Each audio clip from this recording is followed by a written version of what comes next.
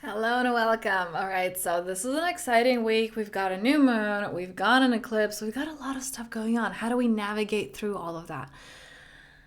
This is an exciting time, and some of you may go, it is freaking not, and I get that. But the reason that it isn't, well, I'm actually going to get into that in the video, so let's dive right in.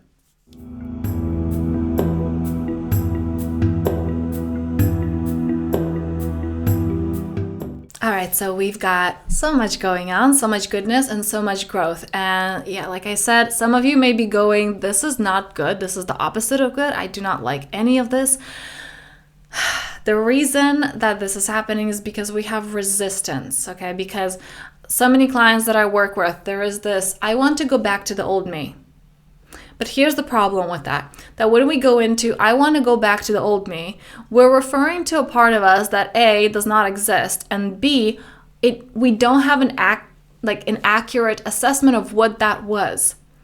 It's an image, it's an idea of, oh yeah, the times were better then, life was simpler. While we were in that point in time, we were bitching about, wanting to be somewhere else, either in the past or in the future. So understanding that it is the mind's addiction to I'll be happy when, things are going to be better when, and it's never right now. So first of all, just bringing that to awareness, can right now be enough? This brings me to point number 2. How do we navigate through these energies? So this is all about the moon covering the sun. This is the feminine aspect covering the masculine, going from what we feel rather than the physicality. And this is where a lot of us may have emotions come up, old triggers come up. And this is an invitation not to what a lot of people do, either I have to get rid of it, I have to fix it, I have to numb it out, but actually being there with. As the first point I mentioned, can you be present with what is? Can you be present with, can this be okay and enough? And I just recently had a client that I was working with, and there was this energy of, I just want to move through this. I'm going to be with my emotions. I'm going to open up to my inner child, or I'm going to open up to my feminine aspect with this. Are we good? Are we good? We're good? We're good. Can we move on now to something else? Can we get back to life? Or did you get yourself together? Are we finished? So that we can do something else now? So it's like when we're sitting with ourselves, with our inner child, with the feminine aspect, with this agenda of, I'm here with you and listening to you so that I can get out of, this and do something else because I don't really want to be here. Can we be here with simply for the being, simply for the present moment? So when we have these times as we have right now, this new moon energy, right? And at the same time, there's that impulsive, but I want it to be done. And we have all these emotions, and it's Aries season. So we're feeling this fire energy. Can we be there with? And this is a really powerful time to do this because the Aries energies, the fire element is all about, let's go, let's do something, let's have that end result. And this is an invitation to really be with the emotions that are as they arise. One comes up and it's down, one comes up and it's down, and they move through. And can you be that stable masculine presence that is able to hold all of that? So right now is an invitation for that. And this week we are more likely to be triggered, we're more likely to be explosive, we're more likely to be agitated, impatient. Can we utilize all of that?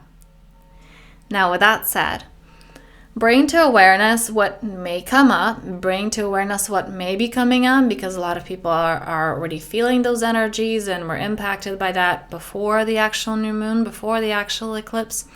And giving yourself the time and the self-care and planning ahead of this, right?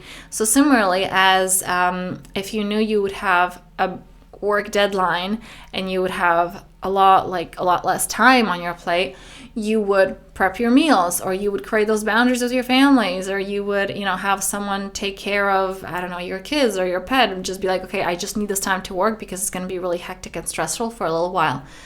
This is the same thing.